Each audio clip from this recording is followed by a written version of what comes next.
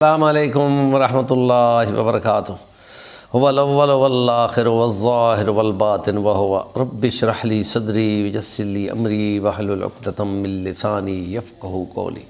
اے انسانوں، مجھ کو تم سب کی طرف بشیر اور نذیر بنا کر بھیجا گیا ہے، اور میں تمہیں ماننے والوں کو خوشخبریاں دینے کے لیے آیا ہوں اور نہ ماننے والوں کے لیے وعیدیں اور ڈراوے لے کے آیا ہوں۔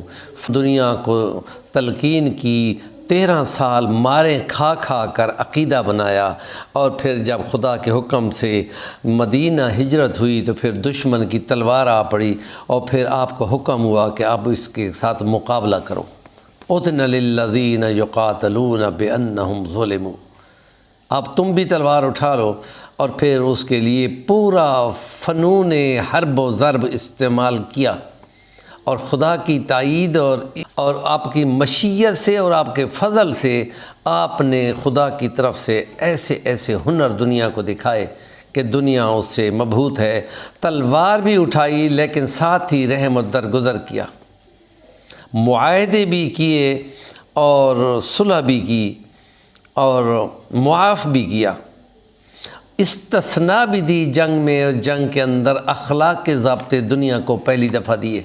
نبی پاک صلی اللہ علیہ وسلم نے خطوط لکھے، اور جب صلح وغیرہ تک پہنچ گئے 6 ہجری میں، تو اس کے بعد خطوط کا سلسلہ شروع کیا کہ جن تک ہم نہیں پہنچ سکے ان کو تلقین کر کے بادشاہوں کو رام کیا جائے اور ان کو خوشخبریاں دی جائیں۔ اور اس سلسلے میں نبی پاک صلی اللہ علیہ وسلم نے جو خطوط لکھے، ان میں خطوط میں ایک قیصر روم کو، جس کے باجگزار بہت سارے علاقوں، چھوٹے چھوٹے علاقوں کے علاقے کے گورنر وغیرہ وہ لوگ شامل تھے، ان کو خط لکھا، اور پھر انہوں نے اس خط کو دیکھا۔ حضرت دحیہ کلبی خط لے کے گئے تھے، اور پھر انہوں نے پوچھا کہ یہاں کوئی ان کے قبیلے کے علاقوں کی طرف سے کوئی اگر آئے ہوئے ہیں تو ان کو لایا جائے، اور یہ فلسطین کے علاقوں میں، یروشلم کے علاقے کے قریب تجارت میں گئے ہوئے قریش مکہ، جس میں ابو سفیان وغیرہ شامل تھے، اور وہ صلح حدیبیہ کی وجہ سے تجارت چل رہے تھے، تو ان کو لایا گیا، اور پورا ایک وفد تھا تو ان کو سامنے لایا گیا۔ تو قیصر روم ان کو کہتے ہیں کہ تم نسب میں جو تم میں سے سب سے زیادہ قریب ہو وہ سامنے آ جائے۔ تو ابو سفیان بولا کہ میں سب میں سب سے زیادہ ہوں۔ تو بادشاہ نے ان کو اپنے سامنے کھڑا کیا، اور باقی پورے وفد کو پیچھے بٹھا دیا، اور پھر ان کو کہہ دیا کہ اگر یہ جھوٹ بولے تو تم نے اس کو روکنا ہے اور اس کی تکذیب کرنی ہے، اس کو جھٹلانا ہے۔ تو اس طریقے سے گویا یہ ایک نفسیاتی حربہ استعمال کیا کہ تاکہ وہ سچ سچ بول سکے، اور اس کے لیے کہ اللہ کی قسم میں ضرور کوئی نہ کوئی وہ بات بولتا جس سے مجھے قوت ملتی، اور میں محمد عربی کے بارے میں کوئی بات بیان کر سکتا، لیکن مجھے ڈر تھا کہ مجھے جھوٹا نہ کر دیا جائے اپنوں کی طرف سے۔ اور اس لیے بادشاہ نے پھر ان سے سوال کرنے شروع کیے، تقریباً 10 سوال کیے، اور پھر 10 کی توجیہ بھی بیان کی کہ یہ جواب جو تم نے دیا ہے وہ یوں ہے۔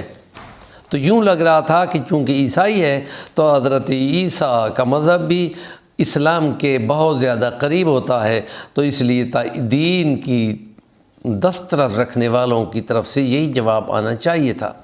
اور اس نے جو پوچھا اس میں کہ آپ یہ بتاؤ کہ نسب میں وہ کیسا ہے؟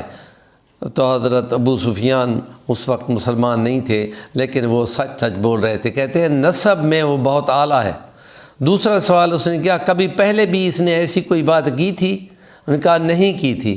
تیسرا ہے کہ کبھی ان کے خاندان میں کوئی بادشاہ رہا تھا یا نہیں رہا تھا؟ ان کا نہیں رہا تھا۔ چوتھا یہ کہ کن لوگوں نے ان کی پیروی کی ہے، بڑے طاقتور لوگوں نے یا کمزور لوگوں نے؟ تو انہوں نے کہا کہ کمزور لوگوں نے پیروی کی ہے۔ تو پھر پانچواں سوال اس نے کیا کہ ان کے فالوور، ان کے مرید جو ہیں وہ بڑھ رہے ہیں یا گھٹ رہے ہیں؟ انہوں نے کہا جی بڑھ رہے ہیں۔ اور چھٹا تھا کہ کبھی اس کے ماننے والوں نے، فالوورز نے کبھی انحراف بھی کیا ہے، یعنی مرتد ہو کے یا دین چھوڑ کے واپس آ گئے ہوں اپنے مذہب پہ؟ انہوں نے کہا یہ تو کبھی نہیں ہوا۔ اور ساتواں یہ تھا کہ کبھی وہ جھوٹ سے بھی متہم ہوا ہے کبھی کوئی ایسا عوام نے یا لوگوں نے کوئی ان پہ جھوٹ بولا، ان کا جی نہیں بولا، گویا کہ یہ اشارہ کر رہا تھا کہ اس کو تو دنیا ساری صادق اور امین کہتی تھی۔ اور 8واں یہ تھا کہ کبھی بد عہدی بھی کی ہے تو وہ کہتے ہیں کہ دیکھو جی صلح حدیبیہ ہوئی ہے اور دیکھو اب اس کے ساتھ ہمارے ساتھ وہ کیا معاملہ کرتے ہیں، تو یہی مجھے موقع ملا کہ میں یہاں سے اپنی بات کو تھوڑا سا کھینچ سکوں۔ کہ وہ کہتے ہیں اچھا جنگ بھی ان کے ساتھ کی ہے، ان کا جنگ کی ہے، تو پھر پوچھا 10واں سوال کہ پھر اس کا کیا نتیجہ نکلا، تو کہا کہ کبھی ان کا پلڑا بھاری کبھی ہمارا پلڑا بھاری۔ اور 10واں سوال یہ تھا کہ اس کی تعلیمات کیا ہے، تو کہا کہ وہ اللہ کی بندگی کی طرف بلاتا ہے اور شرک کی مذمت کراتا ہے اور عہد اور صلہ رحمی کا حکم دیتا ہے، نماز کے لیے کہتا ہے، بدکاری سے نفرت دلاتا ہے اور پاکیزگی اخلاق کی تلقین کرتا ہے۔ تو اس نے یہ کہا کہ ترجمان کو کہا کہ میں ان سوالوں کے جواب دینا چاہتا ہوں، تو اس کے لیے انہوں نے جواب دیے۔ اس کی توجیہ جو اس نے ہاں نہ کی قیصر روم نے جو کی ہے وہ حیران کن ہے، وہ انشاءاللہ اب 5واں ولاگ ہو گیا ہے اس سلسلے کا، یہ 6 ولاگ میں انشاءاللہ ہم ضرور بیان کریں گے۔